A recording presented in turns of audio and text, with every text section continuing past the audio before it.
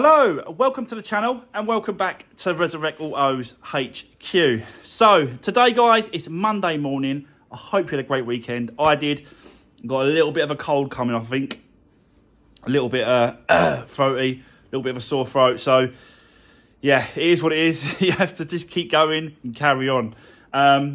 But in today's video, it's going to be a little bit different from what you've normally seen, because someone messaged me and said they've got an issue with their car and it won't start, and then they think it's the timing issue. They think they think that the timing belt has snapped on their car. And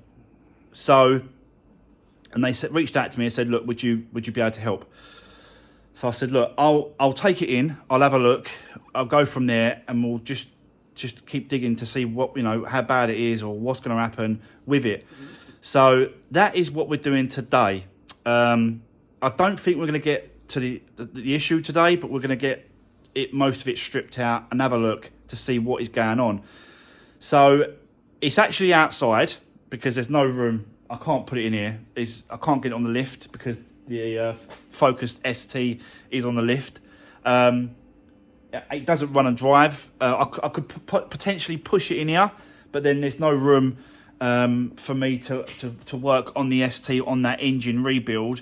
Because I'm still waiting for parts, I'm still waiting for the head gasket and bits and pieces like that. So yeah, we'll see what happens. But I've left it outside.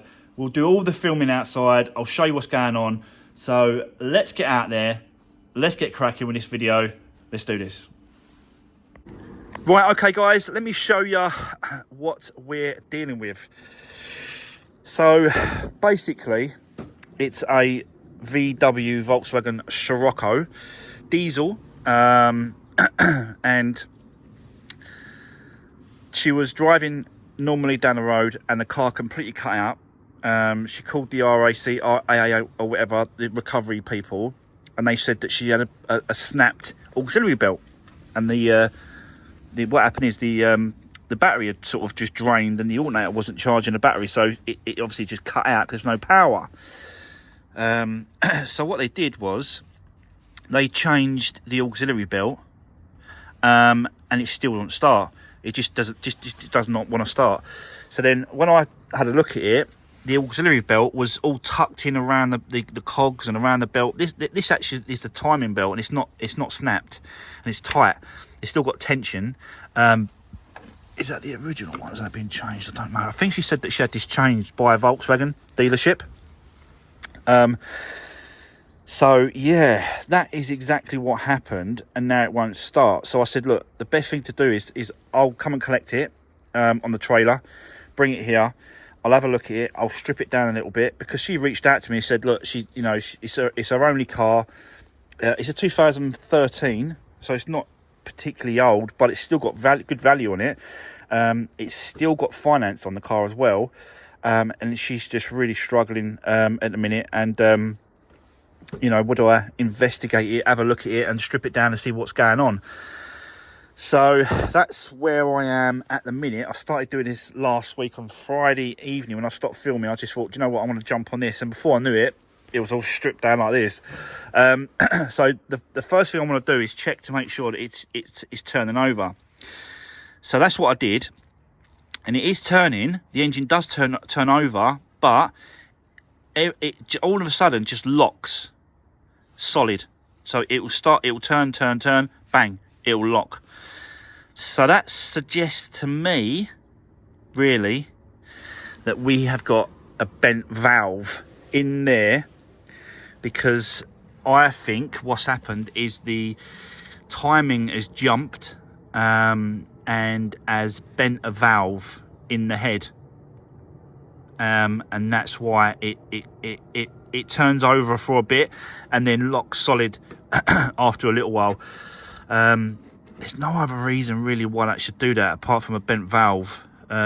So yeah, it does look, I'm going to get a second opinion on this, but it does look like we are going to have to start stripping this down to get the head off, basically, to change the to get to the damage, the bent valves.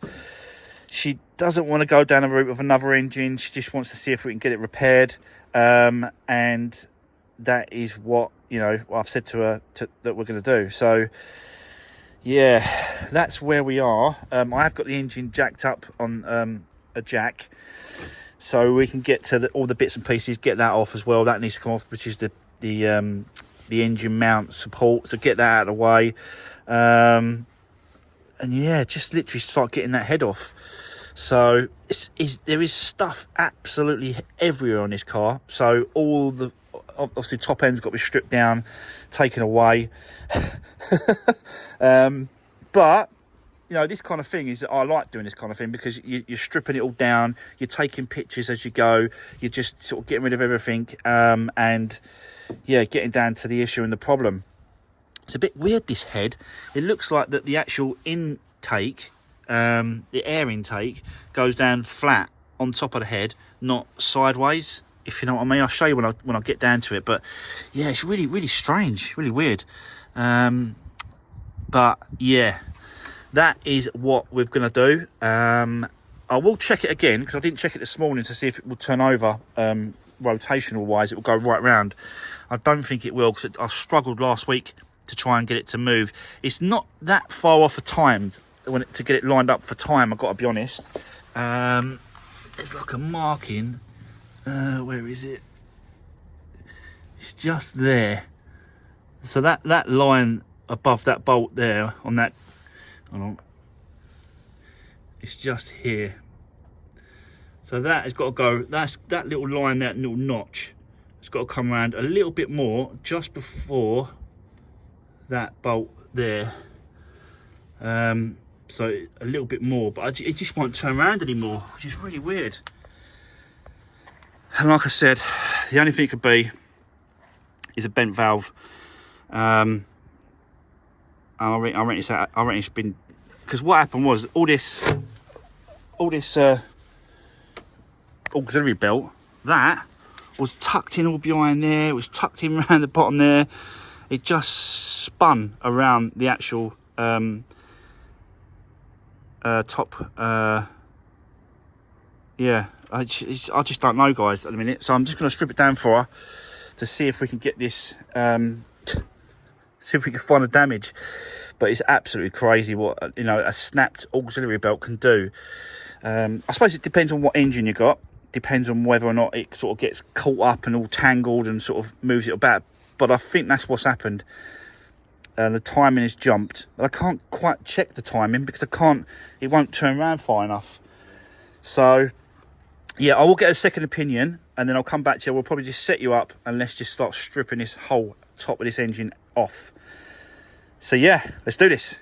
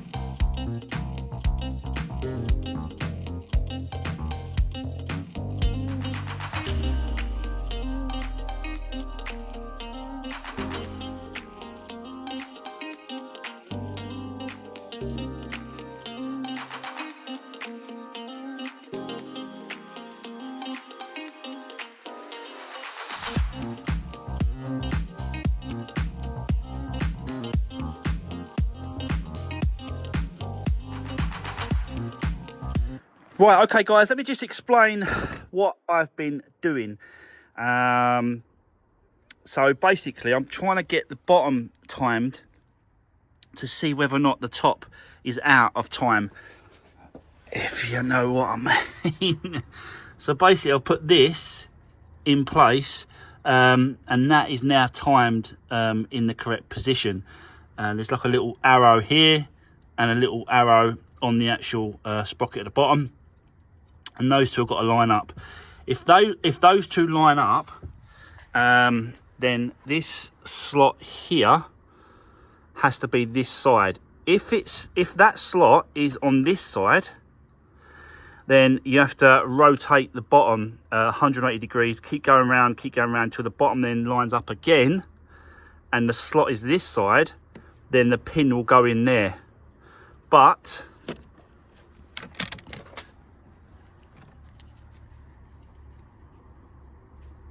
it won't go in. Let me see if I can show you. So basically I've been using this mirror to see on that slot, in that slot there, you can just see the slot. It is actually not a lot off, but it's probably one tooth off of being timed. Also, this is out of timed as well, which is the fuel pump. This is in a different position. You should be able to, you put a pin in there, and then you put a pin in there, and then it's timed, and it should all line up. But this top end does not line up with the bottom end. So I think that's where our issue is. Now,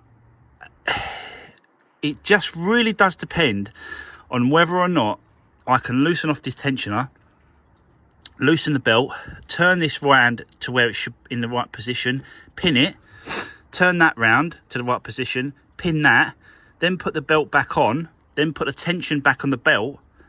I've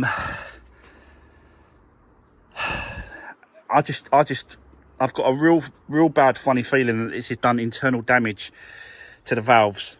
I really have. But you just never know until you line it all back up, put it all back together, then turn the key and just see if it will go.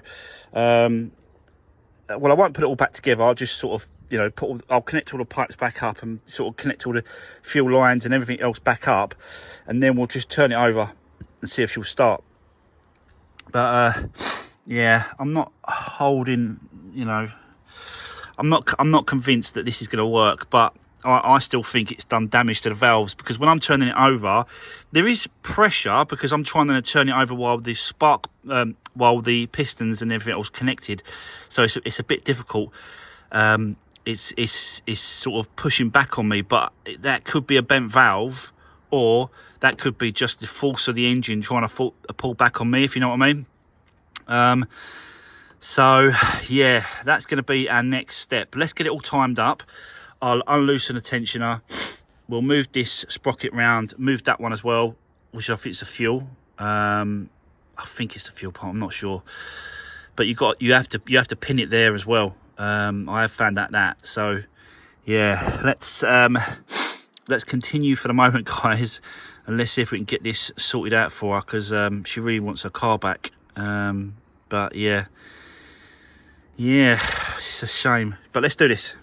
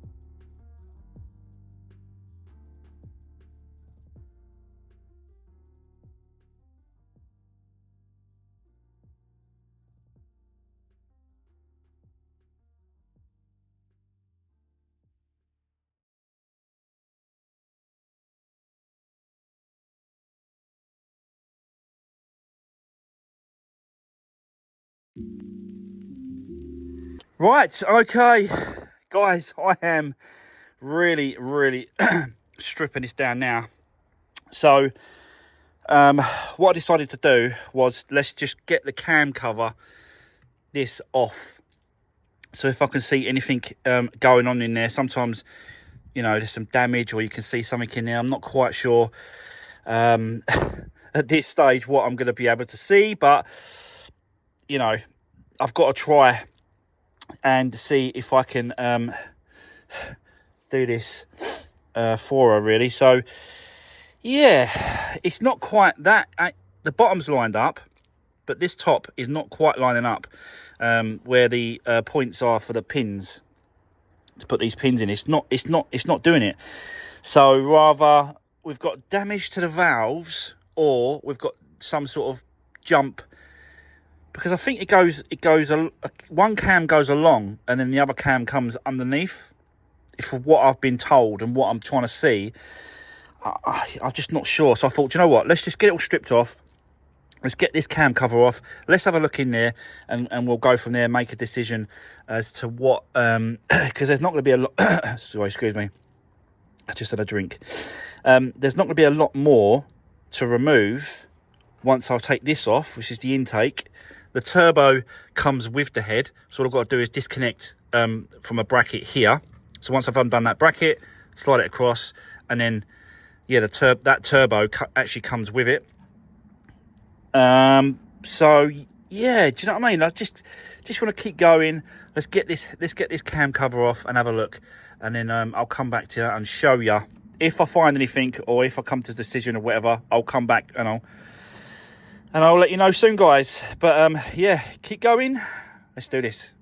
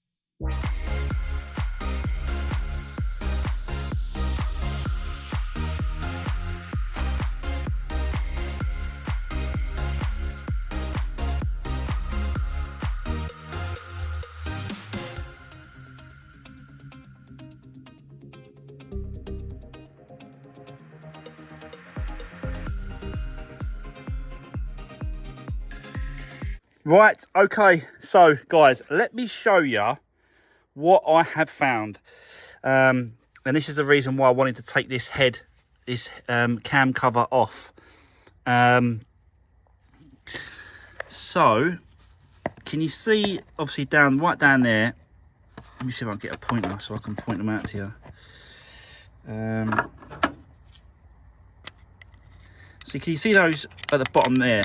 So that basically that's connected to the lobe, and it's like I think it's a hydraulic lifter, and they lift up and down on the lobes. You see, as it goes round. I think that's what it does. So hydraulics. But let me show you what I have found. See that there? That should not be sitting at the back there. That should be underneath there on the lobe, and here as well. There you go, it's at the back there, see it? So definitely not going to start and run whilst that is sitting there. You see it? So what happens sometimes with these engines, if they jump out of time or out of line, it won't necessarily bend a valve, but it will push out the lifters and that sort of stuff. So it'll break the lifters and it won't bend the valve. Do you know what I mean? So I need to get a second opinion on this one, but I think if we just remove the cams and fit new lifters and new stuff in there, it should run okay. But I need to get a second opinion, because obviously you can see the one cam goes that way and then connects to a cog here, and then another cam comes this way. So yeah, that looks like is going to be the reason why it won't go in line in time. It might be jammed. Something might be jammed inside, stopping it from getting it actually lined up. But yeah, interesting. I'm quite looking forward to this one as well, because you know, I'm not really sort of done this before, so turning it apart. It's quite interesting to see, you know, and find out what is going to happen with this one as well. So, but yeah, you can see that the lifters are all smashed in there, look. So I wonder how many are actually smashed and actually gone, because of that auxiliary belt snapped, and yeah, made it jump, and then it's out of line. Because apparently when they put the auxiliary belt back on, the recovery guy did start the car, and it ran for a few seconds, and then bang, cut out again. So that's going to be the reason.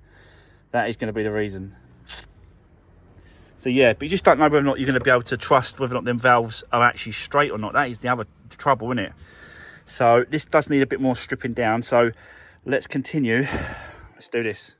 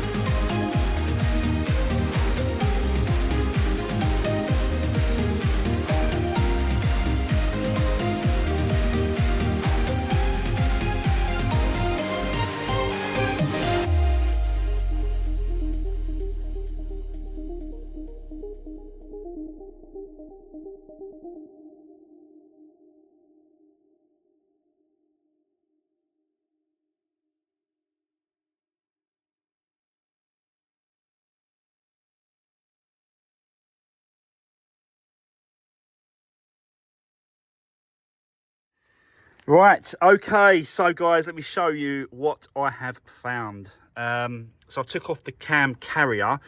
It's like a metal, where is it down here? That there holds the two actual the